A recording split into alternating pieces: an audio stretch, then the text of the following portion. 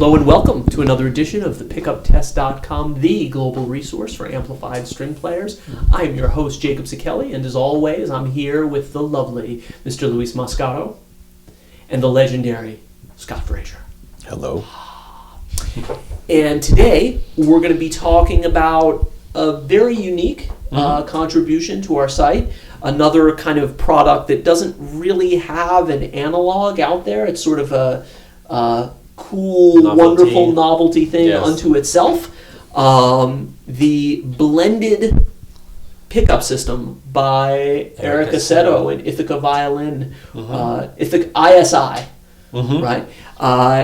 Now, ISI has been a friend of the pickup test for a while. We've known Eric for a while. He's a great fiddle player himself, and we're huge fans. And we've tested his pickup system before, the Violette. That's right, and you can check out the cello version and the first version of the violin. A lot of great players use these pickups, most notably Zach Brock, one of the great jazz violinists in the world. And this particular system is very, very cool because it's essentially an Electret mini microphone that's built into the shoulder rest. Yes. That has the kind of signature integrated jack that Eric has kind of worked out that's really, really nice for violins. It is nice. And stays out of the way and helps to route the cables in a transparent way. Yeah. And of course, his bridge pickup. And it's all in a nice tidy package that sends everything in a stereo TRS cable down one pipe into a preamp. Yes. Now, of course, this is very, very clean way to blend a microphone and a pickup. And a lot of you guys out there are already doing that. We've made videos about, the pros and cons of blending, and you can check that out in our eBootcamp series. But to keep things on this particular system, Luis, tell us a little bit about your first impressions as far as unboxing, as far as the overall quality, and installing it on your instrument. Installing it, it requires a little more preparation. You need to have your bridge cut. We did have the bridge cut for my violin, so it starts with that. As with any bridge pickup, but yes, that's definitely an investment. Yeah, and then of course you have the whole shoulder rest. If you're used to a very different shoulder rest, that's not gonna happen. So you need it's a regular standard shoulder rest, big plate, and which is not hard to install. Anyone can do that, to put a new shoulder rest. That's not the hard part of it. But there's certainly violinists who are used to playing without shoulder rests even, and that's really worth considering that, this system. I'm saying shoulder rest is actually a chin rest, right? Chin rest, that's chin right. rest. Chin rest. Yeah, sorry for that. So the chin rest is a standard one, and the good thing is that you have your 1/4 inch plug right there. It stays right here, so the plug doesn't get on your way at all. Good. It's kind of nice, And then you can plug the bridge. It has a connector which connects to another cable in the chin rest. Right. Yeah. So because this is kind of an apples to oranges comparison with a lot of other systems, when we talk about a blended system, there's a lot of different factors that we're comparing. I think the best way to approach this, is just to talk about the pros and cons of this system specifically as a blended system. Because obviously people can go out and, as we've said, and a lot of people that are watching this are going out and blending, pickups and mics of different manufacturers and different ilk, and some of them are really having a lot of success. And in the video we talked about reasons why you would want to do that, right? It gives you some versatility in terms of controlling feedback, but getting the realism of a mic, or using effects but still having a basic core of your tone to and of course this gives you those advantages, but what are some of the unique things out of it? And for me, I actually would start with price. Now, this system, the bridge by itself, you can buy for $275. Definitely in the upper echelon of bridge pickups, but not terribly expensive. And it's really good. Yeah, it's yeah. I mean, this is like a boutique kind of thing, right? This is not a factory thing. But the blended system that we're talking about here goes for $595 and is available off of Eric's website. Because once again, this is a very small boutique company, but very well respected, and a lot of the great players in the world use it. Now, for some people, you'll see that, and there'll be some sticker shock, like, holy cow, that's a lot of money. That's way more than the pickup that I use or the mic that I use. But I'm listing this as point one of how this is an advantage. Because you might think it's expensive, but is it really? A DPA itself is going to be $600. Yeah, exactly. I actually did a little bit of research here. Look at how prepared I am. See, I prepare for y'all. So, for example, a Schertler Stat pickup, very popular violin, Stat V, $489, combined with a Countryman Isamax, $280. Now you're in it for $770 for that combination. Here's another one, a sound clip that we just tested, a violin sound clip for $270 with a DPA 4099, $599 or $600. So now you're in it for $870, right? So there are many, many combinations I can think of. Actually, most combinations I could think of, especially if you're talking about a quality pickup and a quality microphone, are going to be considerably more expensive. So I think point one in the pro category for this system is the fact that you're actually saving money buying these together. Certainly the piezo pickup, or the pickup side of this, can stand up with any of the more expensive pickups I just mentioned, or any other ones I can think of. To my ear, of course, you can listen for yourself. And the microphone is quite nice. It is clearly hand selected by Eric to kind of blend and compensate for different areas of the piezo pickup. In other words, they're made to go together. What are some of the other advantages, Luis, to this system over just going out and getting a blended? And then we'll talk about some of the cons, because there are a few cons. So I think like one of the main advantages that I have like just one cable coming out from your shoulder rest to the preamp.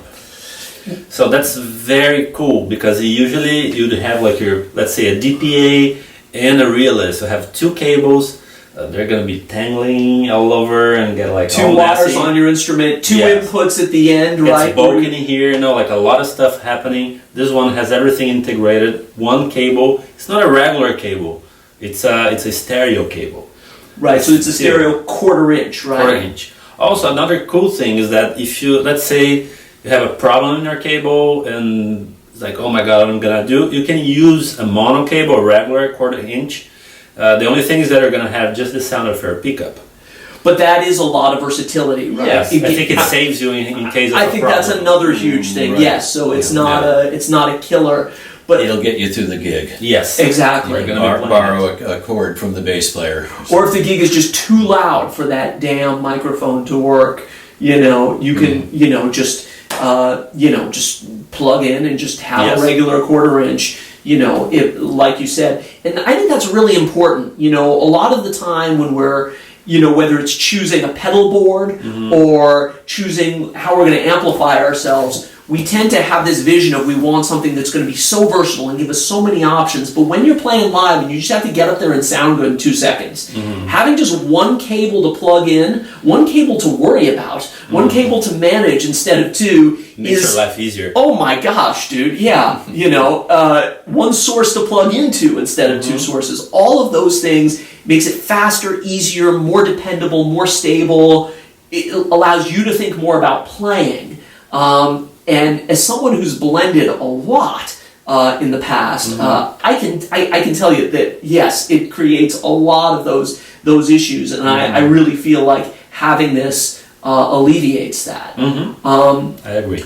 Now, on the con side, we should probably mention that because I think that's important.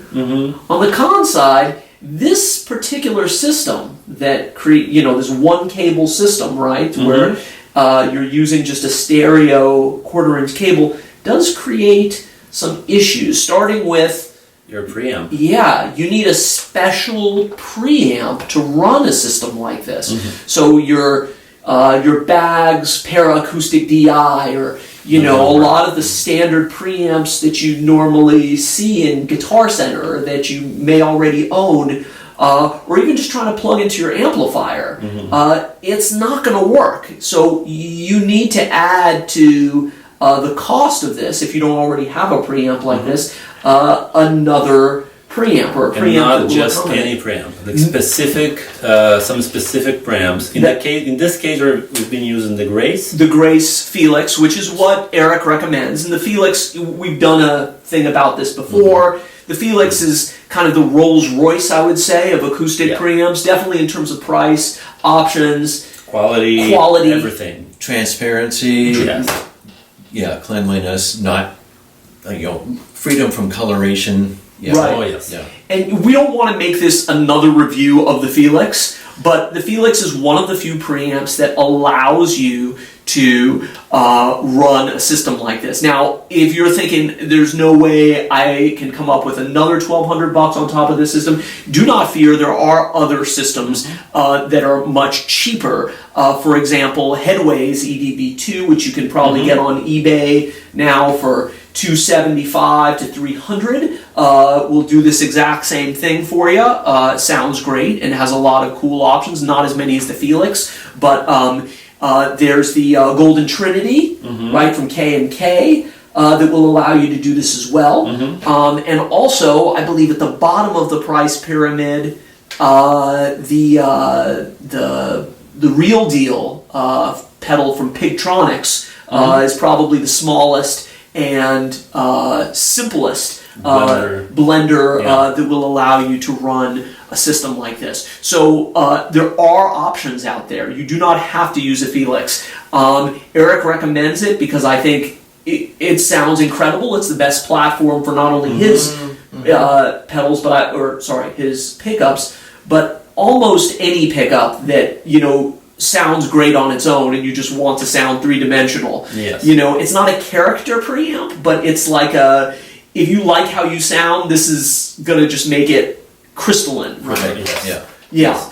Also, even with the Felix, I had to open it up and rewire some of the jumpers inside because you have some options, and how to rewire like the input and the output. Right. So I had to do that. So you need to open it up and change the jumpers a little bit it's easy, but some people would be afraid of doing that. Yeah. And I know some people would be afraid of doing that. Like opening like such an expensive piece of gear, like $1,000 to open like the circuit. You're afraid of touching something wrong. I know a lot of violin players would be afraid of that. Exactly. So I'm not afraid of doing that, but I know most of people would be like, "Oh my God, is that the right one? That is the right another thing?" con to mention. So, and also another con That's related. a one-time thing. Related to that is a one-time thing. Eric didn't provide in the manual how to do that, and then we were looking at the Grace manual. It was humongous. It took me a while to not find anything useful. Right. I found everything, but it got me confused. Then we called Eric, and he sent specific instructions. Right, and we're going to repost that on our site for those of you that are interested in this system. One cool thing about working with a very small boutique manufacturer, whether it's Evan Grace of Grace Design or Eric, is that they actually return your emails and phone calls, sometimes pick up the personally. phone. Yes, and it's whoa, that's like a real human being that's making the stuff, and that can be extremely helpful. So Eric, you were extremely helpful. Thank you so much for that. Now, one last thing I would mention too with the Grace, and I don't want this to be a review of the Grace again because we've already sort of done that, but what the Grace allows you to do that I think really maximizes this system and why I would want the Grace, if I could have anything to pair with this, is that it gives you some really cool options in terms of independently really being able to control the EQ and having full parametric options over both the pickup and the microphone. And we really wanted to show this off, to really show off what the system could do. So we had Scott create a custom blend. So when you listen, you're going to hear the microphone and the pickup in the system with the EQ totally zeroed out, just as you would anything else we test, right? Because we're not trying to make the most beautiful EQ'd version of everything. Yes. We're just trying to give you the most raw, honest version. Flat. Yes, and flat as possible, and you can add the EQ in your imagination or when you buy the gear.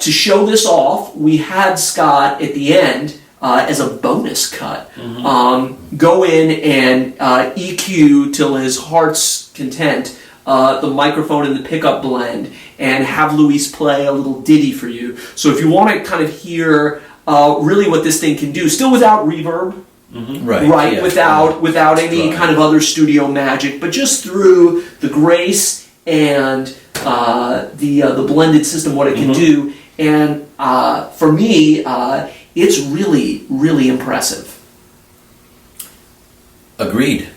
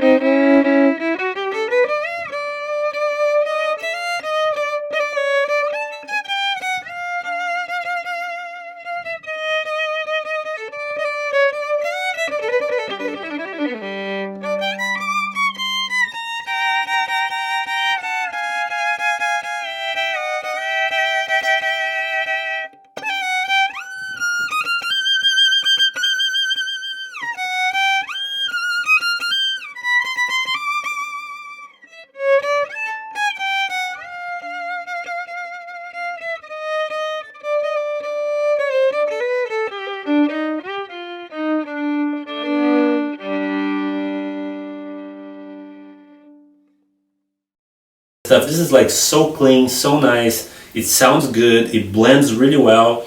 I found out that this electret microphone, when you did the test last time, you can bring just like what you want, like in the highs from the microphone, and just what you want, like in the lows and mids from the piezo, right, from the bridge, right, which is really, really nice. But that's my particular opinion. Also, you know, we always talk about who would a system like this be for. Like, obviously this system is, especially through a Felix, but I think even through anything, is a very, very hi-fi kind of setup. And this is for a situation and for players like a Jason Anik, who not only is tone like paramount, but who are really professional, who can hear the difference, and who are playing in pretty quiet venues. and pretty quiet styles of music. Yes. Like I think something like this would be optimized in a gypsy jazz or Oh, a yes. fiddling type situation, or any type of like acoustic music where you still need a little bit of that piezo cut, or maybe where you're experimenting a little bit with effects, or you want to have a little bit of the control that the piezo gives you, but then with the ability to just get rid of the mic, then it just opens up a totally a more broad spectrum. But as far as paying for a system like this and getting the most out of it with the Felix, this is not for someone who's doing like rock or heavy metal or playing in clubs. That would be like having like racing tires on a Nissan. It's like it just doesn't. You know what I mean? Like it's just not. You're not gonna be able to optimize those $10,000 tires on a.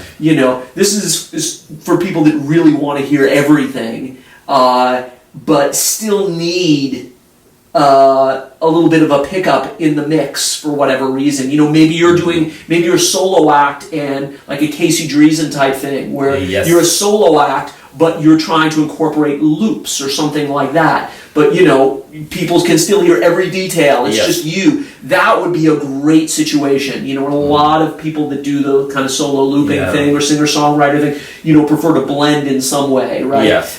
That would be perfect. And another cool thing about the Grace that it adds in is that it gives you independence not only over the EQ but over the output. So you can have a totally separate mic and separate piezo going to the board. Going to the soundboard, yeah. Now, why is that awesome? Because the sound engineer is going to hear things that you can't hear on stage and mix accordingly. That's right. And also, I've been on stage with a blended system before, and I'm with my trio, and all of a sudden, and I was controlling it all myself. I think I was running my Helix at that time. I had the big Helix board, and all of a sudden my mic starts feeding back. Now, do I have to bend over and try to futz with my settings while I'm trying to solo in a crazy time signature, a quarter note equals 270? No, I'd much rather have the sound man doing that. And so if the Grace gives you the ability to kind of, let the sound man control the mic, which you really want, I think, when you play live, but still be able to blend and have all the good things. Yeah, and also, at the PA level, perhaps the mic is going to a lexicon reverb and the piezo is going to a Roland delay or something like that, Right. And in ways that you're not doing on stage. But, Right. So with the Grace, you get the cleanliness, one cable, one all of that, but you still have the flexibility of having really independent signals, and that's awesome. So anyway, huge thanks before we sign off to Eric for sending us this totally awesome piece of gear, one of the best sounding systems. One of my favorites. Yeah, me too. Ever. Eric, it's time. Let me just look in the camera here so it hears me. Eric, it's time to make the cello version. We agree with that. We'll see you next time. Pickuptest.com. Thank you, guys.